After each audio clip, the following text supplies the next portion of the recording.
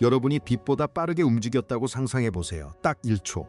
그리고 그 1초 뒤 여러분의 몸 안에서 뭔가가 조용히 그러나 아주 이상하게 어긋나기 시작합니다. 여러분의 심장이 뛰기를 멈추는 게 아니에요. 여러분이 폭발하거나 산산조각 나는 것도 아닙니다.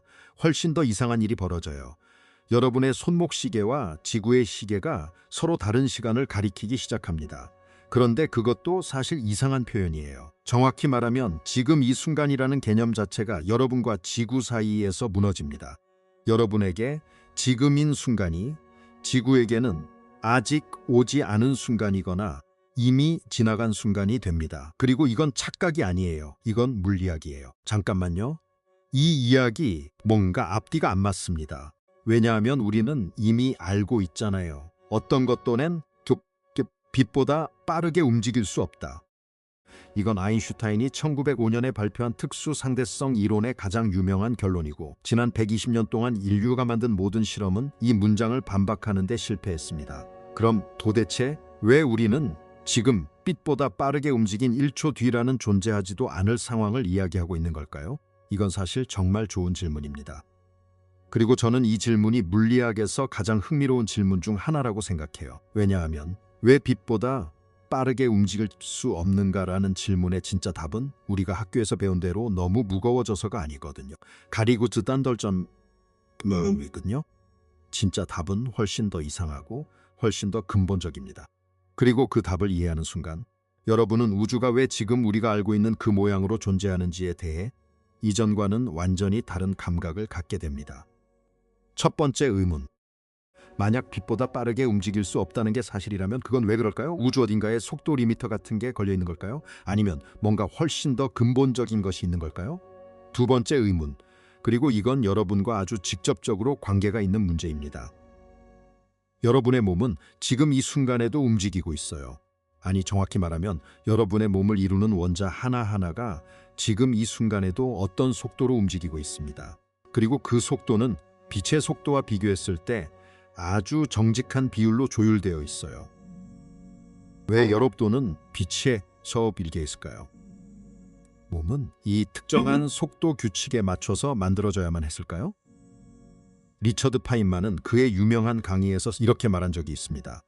상대성 이론을 처음 이해하는 순간 여러분은 지금이란 단어가 사실 여러분은 지금은이 생각하는 것과 완전히 다른 뜻이었다는 것을 깨닫게 될 거라고요. 지금이 뜻이 다르다니. 지금 이 이상한 문장은 무슨 뜻일까 할 때쯤 여러분은 세 가지를 이해하게 됩니다. 왜 빛의 속도가 속도의 한계가 아니라 사실은 완전히 다른 종류의 무언가인지. 여러분이 만약 빛에 가까운 속도로 움직인다면 여러분의 심장세포 하나하나 안에서 실제로 벌어지는 일, 그리고 우주에 동시에라는 단어가 존재할 수 없는 놀랍도록 물리적인 이유, 시작해 봅시다. 먼저 우리 대부분이 학교에서 배운 이야기부터 정리해 봅시다. 이 이야기는 부분적으로 맞고 부분적으로 틀렸어요.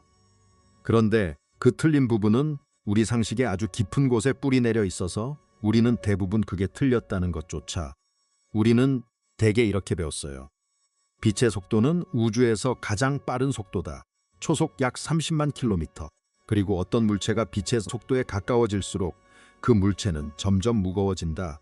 그래서 결국은 무한대에 가까운 에너지가 필요해져서 빛의 속도에 도달할 수 없다.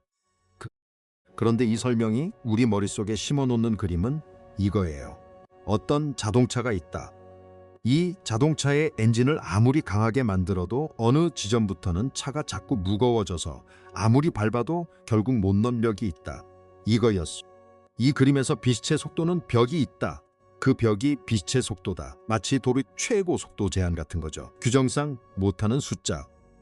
규정상 넘지 못하는 숫자. 그런데 여기 이상한 점이 있습니다. 그는 사실 이 문제를 속도의 한계로 접근하지 않았어요.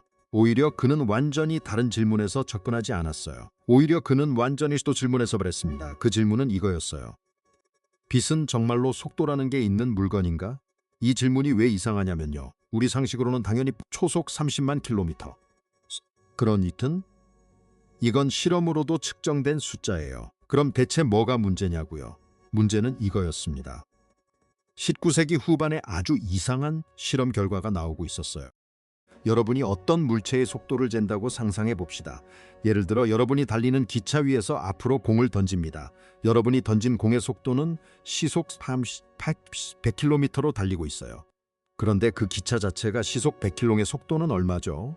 그럼 지상에서 보는 사람에게 그 공의 속도는 얼마죠? 시속 130km입니다. 이건 상식이에요. 우리는 이런 방식으로 속도를 더하고 빼는 데 익숙합니다. 그런데 빛에 대해서는 이 상식이 통하지 않았어요. 1887년 미국의 두 물리학자 엘버트 마이컬슨과 에드워드 몰리가 아주 정밀한 실험을 했습니다. 그들은 지구가 태양 주위를 도는 속도를 이용해 빛의 속도가 방향에 따라 달라지는지를 측정하려고 했어요. 지구가 어떤 방향으로 움직이면 더 도복운하여야 하고 반대 방향으로 나아가는 빛은 더 빠르게 보여야 하잖아요. 상식적으로는요. 그런데 결과가 이상했습니다. 빛의 속도는 방향에 상관은 빛 잠시만타이 똑같았어요. 지구가 어떤 방향으로 얼마나 빠르게 움직이든 그 빛은 여전히 초속 30만 킬로미터로 측정됐습니다. 잠깐만요. 이건 정말로 이상합니다. 여러분이 시속 100km로 달리는 기차 위에서 앞을 향해 손전등을 켰다고 상상해 보세요. 그 빛의 속도는 여러분이 느끼기에 초속 30만 킬로미터입니다. 그런데 지상에서 그 빛을 보는 사람이 측정한 속도도 놀랍게도 정확히 초속 30만 킬로미터예요. 100km를 더한 게 아닙니다. 그냥 30만 미터.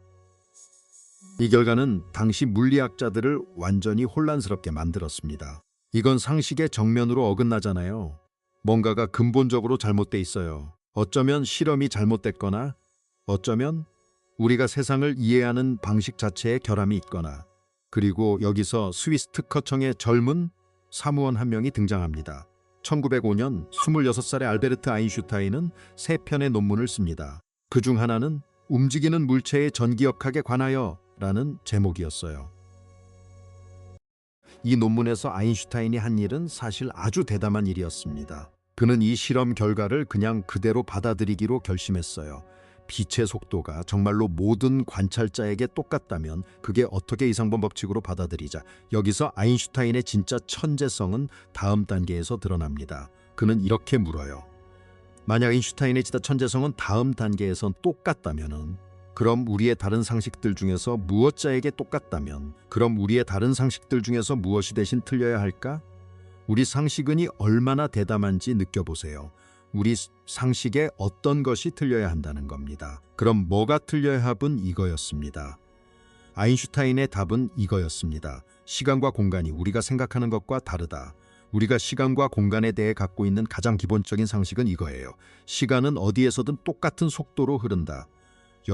저와 독절저든 똑같은 크기다. 여러분과 저와 화성에 있는 로봇 탐사기가 모두 같은 지금을 공유하고 같은 1m를 공유해요. 아인슈타인은 이 상식을 버렸습니다. 그리고 대신 이렇게 말했어요. 빛의 속도가 모든 관찰자에게 똑같아지려면 시간 달은 늘어나거나 줄어들어야 한다. 이제 우리는 정말로 이상한 곳으로 들어갑니다. 여러분이 아주 빠른 우주선을 타고 있다고 하고 상상해 보세요. 지구에서 볼 때 여러분의 우주선은 빛의 속도의 90%로 날아가고 있습니다. 지구의 쌍둥이에 여러분의 우주선은 빛의 속도의 90% 있다고 가정해요. 지구의 쌍둥이가 여러분을 보면 이상한 일이 벌어집니다. 지구의 여러분을 심장 벌어집니다. 여러분의 시계가 느리게 가고 있어요. 여러분의 몸의 모든 움직임, 심장 박동이 있습니다. 여러분의 우주선 자체도 진행 방향으로 짧아져 있어요. 여러분의 우주선 자체도 진행 방향으로 짧아져 있어요. 각하는 그 시간과 그 길이는 여기서 잠깐 멈춰 봅시다. 왜냐하면 정말로 이상한 부분이 여러분 관점에서는 어떤 일이 벌어지고 있을까요? 여러분은 우주선 안에서 자기 심장이 정상적으로 뛰고 있는 걸 느낍니다. 자기 시계는 정상적으로 가고 있어요. 자기 몸의 길이도 정상이에요. 그리고 여러분이 창밖에 지구를 보면 놀랍게도 지구의 시계가 느리게 가고 있는 것처럼 보입니다. 지구에 있는 쌍둥이의 심장이 느리게 뛰고 있어요. 잠깐만요. 이 두 관점이 어떻게 동시에 성립할 수 있죠? 지구의 쌍둥이는 우주의 시계가 느리다고 한다면 도대체 진짜로 누구의 시계가 느리다고 하고 우주선의 여러분은 지구의 시계가 느린 겁니까? 도대체 진짜로 누구의 시계가 느린 겁니까? 여기서 아인슈타인이 물리학에 던진 진짜 폭탄이 나옵니다. 여러분, 이 부분 이거였어요. 둘 다 맞다. 그리고 진짜 시간이라는 건 존재하지 않는다. 우리는 대개 시간을 우주 어딘가에 있는 거대한 시계처럼 상상해요. 거저는 비오스 그 시계가 우주 전체의 진짜 시간을 재고 있고 우리 개개인의 시계는 그 진짜 시간을 조금씩 왜곡해서 보여주는 거라고요. 그런데 아인슈타인은 그런 우주적 시계는 존재하지 않는다고 말합니다. 각자의 관측자에게 각자의 시간이 있을 뿐이에요. 그리고 그 시간들은 서로 다르게 흐릅니다. 그런데 어느 하나가 진짜인 것은 아니에요. 그럼 여기서 우리는 원래 질문으로 돌아옵시다. 만약 시간이 관찰자마다 다르게 흐른다면, 그리고 그 흐름의 정도가 속도에 따라 달라진다면 수식을 잠깐 언급해야 하는데요. 겁내지 마세요. 아주 간단합니다. 수식을 잠깐 언급해야 하는데요. 감마 인자라는 게 있어요. 이건 여러분의 속도가 빛에 얼마나 가까운지에 따라서 시간이 얼마내는 감마우주려 숫자예요. 이건 여러분의 속도 것에 얼마나 가까워주는 숫자입니다. 여러분이 정지에 있으면 감마는 1이에요. 여러분이 빛의 속도의 절반으로 움직이면 감마는 대략 1.15. 빛의 속도의 90%면 감마는 약 2.3. 빛의 속도의 99%면 감마는 약 799.9%면 약 22. 그리고 여러분이 빛의 속도에 완전히 도달하면 감마는 무한대가 됩니다. 이게 뭘 의미하냐면요. 빛의 속도에 도달하기 위해서는 여러분의 심장이 뛰기를 멈추고 여러분 안의 신호가 멈추어요. 여러분 원자의 진동이 멈춰야 한다는 뜻이며, 여러분의 심장이 뛰기를 멈추고 여러분 안의 신호가 멈추고, 그리고 여러분이 빛의 속도를 넘어서야 한다는 뜻입니다. 다른 관측자의 관점에서는요. 그리고 여러분이 빛의 속도를 넘어서려고 한다면요. 감마는 헛수가 됩니다. 이건 그저 숫자가 커진다는 문제가 아니에요. 이건 그 개념 자체가 우리 우주가 작동하는 방식에 대한 언어 안에서 아무런 의미도 갖지 못하게 된다는 뜻입니다. 여기서 저는 여러분과 잠깐 이 순간에 머무르고 싶어요. 여기서 저는 이게 정말 중요한 부분이거든요. 빛의 속도가 한계인 이유는 우리가 그것을 넘을 만한 엔진을 못 만들었기 때문이 아닙니다. 그것을 넘는다는 개념 자체가 시간과 공간이 얽혀있는 방식 안에서 그냥 성립하지 않는 거예요. 여러분이 빛보다 빠르게라고 말할 때, 여러분은 사실 빛보다 빠르게라고 말할 때, 여러분은 사실 우리 우주의 문법 안에 존재하지 않는 문장을 말하고 있는 겁니다. 왜냐하면 여기까지의 이야기도 사실 완전한 이야기가 아니거든요. 우리는 시간이 느려지고 서로 연결되어 있는지는 이야기가 아니었지만, 그럼 그 두 가지가 어떻게 서로 연결되어 있는지는 아직 이야기하지 않았어요. 여기서 등장하는 사람이 아인슈타인의 스승이었던 헤르만 민코프스키입니다. 1908년 민코프스키는 이런 유명한 강연을 했어요. 이제부터 공간 그 자체와 시간 그 자체는 오직 그 둘의 어떤 결합만이 독립적인 실체로 남을 것이다. 민코프스키가 발견한 것은 상대성 이론이 말하는 이 모든 이상한 현상이 사실 하나의 단순한 원리로 통합될 수 있다는 것이었어요. 그 원리는 이렇습니다. 시간과 공간은 별개의 것이 아니다. 그 둘은 시공간이라는 하나의 4차원 구조를 이룬다. 이걸 어떻게 이해해야 할까요? 저는 이 그림이 도움이 됐어요. 여러분이 지금 앉아 있다고 상상하고 있어요. 하지만 시간 속에서는 여러분이 계속 앞으로 나아가고 있습니다. 매 초, 매매 순간 여러분은 시간이라는 방향으로 흘러가고 있어요. 여기서 민코프스키의 통찰은 이뤄가고 있습니다. 여러분이 시공간 안에서 나아가는 이거였습니다. 여러분이 시공간 안에서 나아가는 총속정하다. 여러분이 공간 속에서 빠르게 움직이면 시간 속에서 느리게 움직입니다. 시간 속에서 정지해 있으면 시간 속에서 가장 빠르게 움직여요. 그리고 이 이야기의 클라이맥스는 이겁니다. 여러분이 시공간 안에서 나아가는 그 속도의 값이 얼마인지 아세요? 여러분, 잠깐 이 사실을 소화해 보세요. 여러분이 지금 이 순간 소파에 앉아 있다고 해도 여러분은 시공간 안에서 빛 속도로 움직이고 있어요. 다만 그 움직임에 빛의 속도로 움직이고 있어요. 그 움직임의 전부가 시간 방향입니다. 여러분이 걷기 시작하면 그 빛의 속도의 아주 작은 일부가 공간 방향으로 옮겨가고 그만큼 시간 방향의 움직임이 미세하게 줄어들어요. 여러분이 빛의 속도로 움직이는 우주선을 탄다면 여러분의 움직임 전부가 공간 방향으로 갔고 시간 방향의 움직임은 0이 됩니다. 여러분에게 움직임은 0이 됩니다. 시간이 멈춰요. 빛 자체는 어떨까요? 광자는 완전히 공간 방향으로만 움직입니다. 그러니까 광자에게 시간은 흐르지 않아요. 방금 태양에서 방출된 광자 사이에는 광자 자신의 시계로는 아무런 차이가 없습니다. 우주의 모든 광자는 자기 관점에서는 태어나자마자 수됩니다. 그 사이의 시간은 존재하지 않아요. 우리 몸은요, 여러분의 몸 안에 있는 원자들, 정확히 말하면 그 원자들이 이루는 전장성자, 중성자, 은 모두 질량을 갖고 있어요. 질량을 갖고 있다는 것은 그 물체가 시공간 안에서 항상 시간 방향의 성분을 유지한다는 뜻입니다. 여러분의 몸은 광자처럼 순수하게 공간을 이동하는 존재가 아니에요. 여러분은 시간을 살아가는 존재입니다. 시간을 살아가는 존재입니다. 그리고 그 시간의 하수 여러분의 생각을 가능하게 해요. 여기서 파인만이 자주 지적하곤 했던 아름다움이 나옵니다. 파인만은 우주의 모든 것을 궁극적으로는 아주 단순한 규칙에서 이끌어내는 것을 좋아했어요. 그리고 그가 상대성 이론에서 사랑했던 부분 이거였습니다. 빛의 속도라는 이 숫자, C는 사실 빛의 속도라는 이름조차 잘못된 이름이라는 것이었어요. 무슨 뜻이냐면요. C라는 이 숫자는 사실 빛과는 근본적으로 상관이 없어요. C는 시공간 자체의 구조에서 나오는 숫자예요. 시공간이 시간축과 공간축이 얽혀있는 방식을 결정하는 근본 상수입니다. 빛이 이 속도로 움직이는 이유는 빛의 질량이 없기 때문에 이 본 속도 그대로 움직일 수밖에 없기 때문이에요. 만약 빛이라는 게 우주에 존재하지 않았다고 해도 C라는 숫자는 여존재했을 겁니다. 그러니까 우리가 빛의 속도라고 부르는 이 숫자는 사실 시공간의 회전상수라고 부르는 게 더 정확할지도 몰라요. 시간을 공간으로, 공간을 시간으로 서로 얽어주는 회전 각도를 결정하는 숫자예요. 이제 원래 질문으로 다시 돌아옵시다. 만약 여러분이 빛보다 빠르게 움직였다면 여러분의 몸에 무슨 일이 벌어질까요?